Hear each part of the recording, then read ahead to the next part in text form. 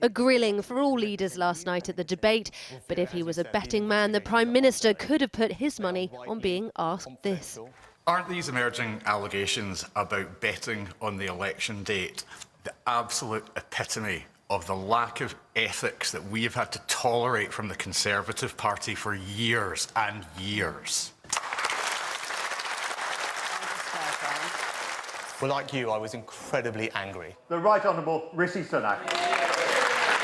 Today, as he launched the Tories' Welsh manifesto, hoping to talk about reversing the 20-mile-an-hour limit or attacking Labour's record here, questions angled closer to home. Are you confident none of your cabinet members have also placed a bet?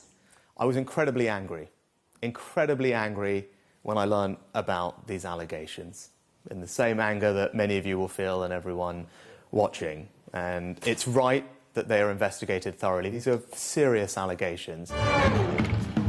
Just as a Don't Gamble on Labour campaign was launched and swiftly withdrawn yesterday, Hi, my name's Laura Saunders. It was revealed Laura Saunders is now the second Conservative candidate to be under investigation by the Gambling Commission, following Craig Williams, one of Sunak's closest aides, who's since apologised. She said she's cooperating. Her husband, Tony Lee, the party's campaigns director no less, yesterday took leave of absence. All three probed after gambling platforms saw a modest but notable spike in bets on a snap election date a day before it was announced. We asked a legal expert how the law considers insider information in gambling. It's a criminal offence to cheat at gambling or to do anything for the purpose of enabling or assisting anyone else to cheat at gambling. And normally that rule on misuse of inside information is applied to sporting competitions, like having inside information about a player on a team or a horse in a race. But the Gambling Commission have made it really clear for many years that the law applies to non-sporting bets, like knowing winners of TV competitions, for example, or knowing that an election is going to be held on a particular date. Labour have today called for both candidates to be suspended. Following a row over donations, First Minister Vaughan Gething was propped up by the Shadow Chancellor as the party launched its manifesto in Wales, pledging more teachers. Meanwhile, in Scotland, Keir Starmer told journalists no negotiations on a second independence referendum, as the SNP have called for in their manifesto. I want MPs from Scotland, Labour MPs, who will sit at the heart of government, an incoming Labour government, taking those decisions on behalf of their constituents. What I don't want is the SNP approach, which is simply to say, well, let's send a message. I don't want to send a message, I want to send a government. Reports in The Guardian tonight suggest the party could be assessing ways to raise cash with extra wealth taxes, having ruled out capital gains tax on primary residences. This an election whose chief contenders have been accused of a conspiracy of silence on spending. Amelia Jem with that report. Well, let's go to our senior political correspondent, Paul McNamara, who's in Westminster. Paul. Yeah, this betting scandal is the latest in what has been described as a pretty unedifying campaign so far, described by most Conservative MPs. I was talking to a couple of Red Wall candidates last night, and what they were saying to me was, on Wednesday, they got calls from Conservative Party headquarters effectively telling them your campaign is now over. In the eyes of the Conservative Party HQ, your seat is unwinnable. These are people who have been MPs for the last 4.5 years and now battling hard to win their seats. Tonight, on Wednesday, they were told it's not going to happen. If you wouldn't mind, could you actually recamp to someone else's constituency and help them get re-elected? But for you, it is over. That night, they got home and turned on the news, and the news that was breaking was this latest twist and the turn of the betting scandal. The annoyance, the anger, the upset, the fury, this has just thrown more fuel onto it. No shortage of rows. There's another one brewing tonight. This is about the Veterans Affairs Minister, Johnny Mercer, criticised for questioning the service record of his Labour rival. What's that all about? Yeah, essentially, the Veterans Minister, Johnny Mercer, he's effectively accused his opposition, the Labour candidate, Fred Thomas, of lying about his military service. Fred is a former Royal Marine. He said that, quote, you never served in combat missions. Well, Fred Thomas says actually what he did, he can't really talk about because of official secrets. I've actually seen a copy of his certification of validation, which he received on exit, saying, quote, "You gained leadership, management, considerable operational experience." And then goes on to talk about, quote, "your command on operations overseas." And then it's signed by, it's an unnamed Lieutenant Colonel, the commanding officer of Special Forces Support Group. Fred, he said time and time again he cannot talk about what he did because of the nature of what he did. Johnny Mercer doubling down this evening, saying, well, fine, but you still did not serve in combat missions. Labour say what they're annoyed about is that they feel that this is a push by Johnny Mercer to get Fred Thomas to break the official secrets out. I think one thing that we can be guaranteed on the way that Johnny Mercer has doubled down on this effectively. He's had the seat since 2015. It's a really tight race down there. It's an attack line he will use again and again and again.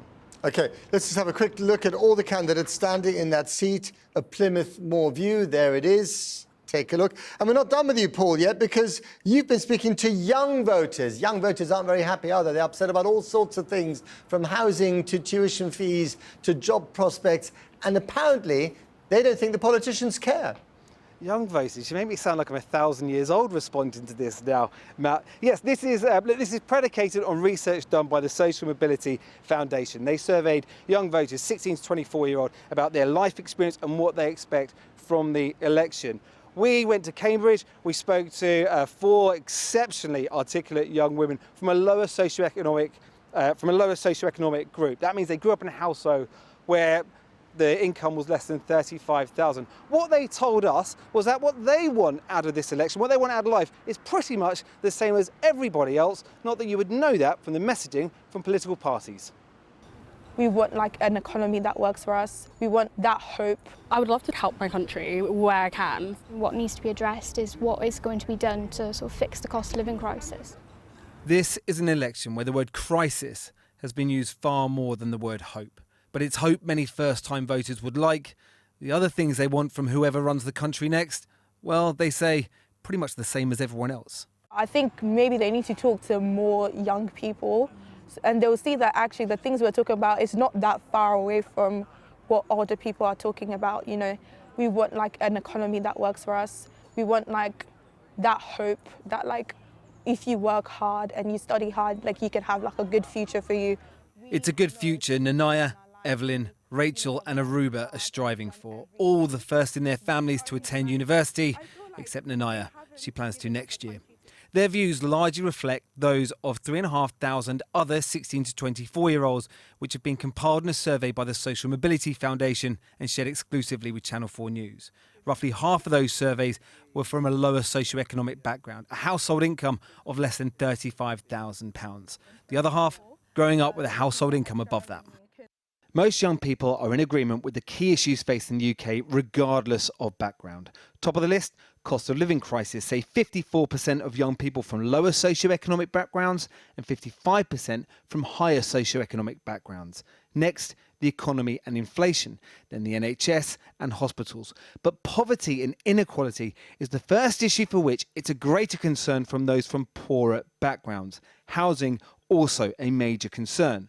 By climate, it is of greater concern again for those from wealthier backgrounds. And also what needs to be addressed is what is going to be done to sort of fix the cost of living crisis. We've seen our parents actually struggle with the bills and we want something to change. I would just like an NHS that does its job, really, and a system put in place where if you go to A&E you can actually be seen, or if you go to a GP you can have an appointment. Do you think that politicians across the board respect you and people of your age? No, I don't think they respect us, but I think we're like an inconvenience for them. Like they can't ignore us, you know, so unfortunately they have to consider us. In fact, just 18%, less than 1 in 5 young people think that politicians respect people like them. How does that perceived disrespect manifest itself? With policies, our mini focus group says, like the Conservatives' National Service Plan. What do you think of it? I'm pretty sure lots of young people will feel proud to give back to the communities they're from. So you're not actually necessarily against the policy as a whole? No, the policy itself is not problematic. They haven't given us like a reason to want to do that. I think if we're given like a system in which we can be proud of and a country which is working for young people, I don't think people are going to be opposed to the idea of helping their communities. What about yourself? We need the Conservatives to actually understand the demographic and speak to us. If you had a bit more meat on the bone then of that policy, explain it to us. do you think it's something that you could possibly be up for then? I would love to help my country where I can. So yeah, I think nobody's opposed to that idea. It's more so explaining what and how we can do that. It feels more like a punishment than something to actually go and help your country. It's not advertised as something that you should be proud of. Who do you think it was aimed at? Do you think it was actually aimed at you guys? No, it was aimed at like older voters. Older generation. Because obviously, I think older voters, they come from a time where like the country was working for them. It's not just Tory policies the group is undecided upon. How about Labour's plan to lower the voting age to 16? Should 16 or 17-year-olds have the vote? I believe that 16-year-olds should have the vote. I've got friends who have worked now for the last 2 years, and I feel that not giving them the right to vote at that age sort of takes away their confidence with actually going into adulthood and being a part of society. Evelyn, you seem a bit conflicted on it. I am. Go on, why? Because I feel like when you're 16 or 17, you're still learning. And I think back to my 16-year-old self, would I have had the same interest and understanding? Would you have given you the vote at 16? And I can't decide. Do you think it comes from a genuine place? No. They're trying to get like young people to vote. But I think what they're not understanding is lots of young people are not very like happy with Labour, you know. They would rather vote for like Green or Lib Dem, but I think... So it might end up biting them on the bum? Probably. Where people get their news from is broadly the same from both backgrounds. 40% of young people go to online news and websites, 37% TV news, but just behind that, TikTok with 34%. And those from higher socioeconomic backgrounds are more likely to use family members as news sources. Where do you get your news from? Where have you been finding out about all of this stuff? Social media is a big one. And you're seeing parties also get onto TikTok or Twitter. Have they been popping up in your feeds? They're doing memes. Have they been any good? Oh, you're rolling your eyes at it. You're not a fan? Well, obviously, when we watch it, we laugh, but I think they're misunderstanding. Just because we're engaging and finding it funny doesn't mean it's going to translate into, votes and stuff like that. I think they don't take us seriously, and they need to. I think it's quite damaging, to be honest. All it is them trying to have one over another. Do you feel like you actually learn anything from it? No, that you don't learn anything of what they've actually got to offer you, but rather what the other party doesn't offer you. If you're going to have a TikTok account and you're going to talk about politics, actually tell me what you're going to do. Why does this matter? Do you think they're actually targeting your votes, really? They think they are, but they're not. The number one priority for any government, though, is improving the lives of the public they serve. For many right now, though, they feel societal barriers are keeping them from climbing any higher. Over 40% of young people from lower socioeconomic backgrounds have felt that they have experienced discrimination because of their background. The impact? Worries about what that'll mean for job opportunities, like fears that class or background will have a negative impact, say almost half. 38% think their parents' job will negatively affect their chances, and 37% think job opportunities will be affected by the way they speak. I know when I'm in certain company, I'm speaking differently. I'm very aware of it, and I know that subconsciously I'm doing that because traditionally I would have felt like I don't fit in. But do we then make the people that come from the same backgrounds as us feel as if they also have to have those accents or present themselves in that specific way? That mentality of many a year ago, if you work hard, you'll get nice things, you'll end up with a good life. Do you guys feel like that right now? Not necessarily, no. Really? No. I don't You're think like high achievers. Personally, I feel like me being at a good university was luck. For example, I was put off doing a law degree because I thought, oh my God, what if I get a law degree from Bradford and then I'm going to end up working in the supermarket? So what's the point of me paying this much money to go to university? But even now, you're at Cambridge. You could graduate tomorrow and you don't know where you're going to get your next job. Do you think you would still be thinking the same as that if you grew up in a different socioeconomic group? No, I don't think so. If I grew up in a different socioeconomic background, then I would probably bet on the fact that my parents would have different connections. There's a lot of nodding going on here. I think coming from, for example, Oxbridge, we're in a bubble, so I don't just think of myself and think, oh, I've got a Cambridge law degree, where am I going to end up? I'm thinking, what about the kids I grew up with who are so hardworking, have so many life skills that I'm learning now? Like, how are their lives going to be impacted? How will they be impacted indeed? Because it's not just the life of whoever enters Downing Street on July 5th that's affected, but the lives of everyone in the nation, old or young. That wasn't the best week for the Conservatives, was it? From the betting allegations to rows between MPs, Rishi Sunak's popularity rating has just hit an all-time low. So what to make of the campaign so far? With me now are Samuel Kasumi, former special advisor to Boris Johnson, and Tom Baldwin, former journalist, former Labour Party senior advisor and biographer of Keir Starmer. Welcome to you both. Let me start with you, Samuel. Is Armando Iannucci writing the script for the Tory party campaign? Because sometimes it seems like that. No, I mean, obviously it's been a shocking few weeks. I actually think Rishi Sunak has had a pretty good week compared to previous weeks. How come? I think a lot of people would probably in the Conservative Party would have taken this week after the starts of the campaign. But listen, I think he's had a really strong debate. Question time, he did really well at. I think he's saying all the right things about us making sure we look at what Keir Starmer will do or if he becomes Prime Minister. And also it is right to shine a light on some of the tax challenges that Keir Starmer is trying to avoid speaking about as well. But the circumstances, including, the Gamblegate, are making it quite hard for people to actually focus on what he is trying to say. I think that, we hit a pretty low floor a few weeks ago. And to be honest, between now and July the 4th, our focus has to be on looking at some of the things that Keir Starmer is saying he's going to do and also looking at things that he hasn't been speaking about. And I think Rishi's done a good job at trying to focus on that this week. Is it too easy for Keir Starmer, Tom? At the moment, is he just looking at the Tories and just getting out of the firing line here?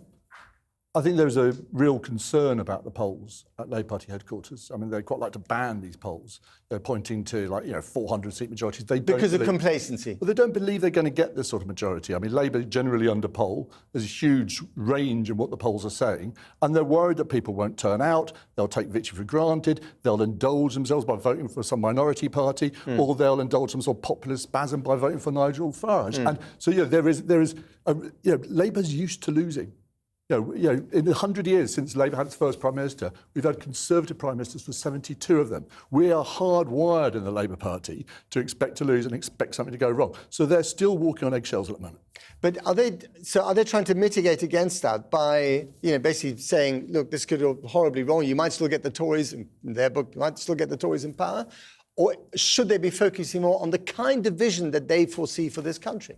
That's a criticism. Well, look, I think they're worried about what sort of narrative comes out of this campaign. They're worried that the media is bored. The media is bored of saying Labour's coasting to victory, so it's looking for some other narrative. They thought they had it with Nigel Farage at the start of the campaign. They thought it might have had it with some Labour wobbles. Didn't really work out for them. Now I think they may be sort of worried that they're going to sort of prepare for some massive anticlimax. Labour get a majority, but it's not as big as the media is saying. Therefore, this is a huge blow to Keir Starmer, and you start off like that. So at the moment, I don't think we quite know how this race settles down at the end. Samuel? Yeah, I think we should be worried about Keir Starmer having what some have called a supermajority come July the 4th. I think I read just today that some Labour candidates have been banned from using the system that you use to canvass. There is a culture of fear, as has been highlighted. But as a result, I think we should be worried about some of the things that come out from Keir and his camp. I'm curious about Rishi Sunak because here he was. He came into power after that man of appetites, Boris Johnson, and the Liz Truss experiment. He was supposed to be logical, technocratic, a little bit boring perhaps, but he joined all the dots. And yet, both governing, chucking spaghetti against the wall to see what sticks, and in his campaign, he's done some extraordinary things. Yeah, who's advising him? Well, certainly not me. I think the reality is Rishi Sunak almost certainly will not be Prime Minister come July the 4th. I think we've had a really poor campaign as a Conservative Party. I also think that Rishi Sunak and his team have made some unforced errors. In fact, many unforced errors. But at the Do you think they went too early? I can see why Rishi chose to go. I think it was in the interest of the country and probably for Rishi personally, not necessarily for some of his colleagues, for him to go when he has done. Listen, people want change. We cannot deny that reality. And people want an election sooner rather than later. So in my opinion, he's on balance, he's probably did the right thing. Tom, has Keir Starmer spent far too much time telling us about all the things that he can't do, as well as focusing on what the Tories have done? But it's all about, limiting expectations, isn't it? Is that really enough?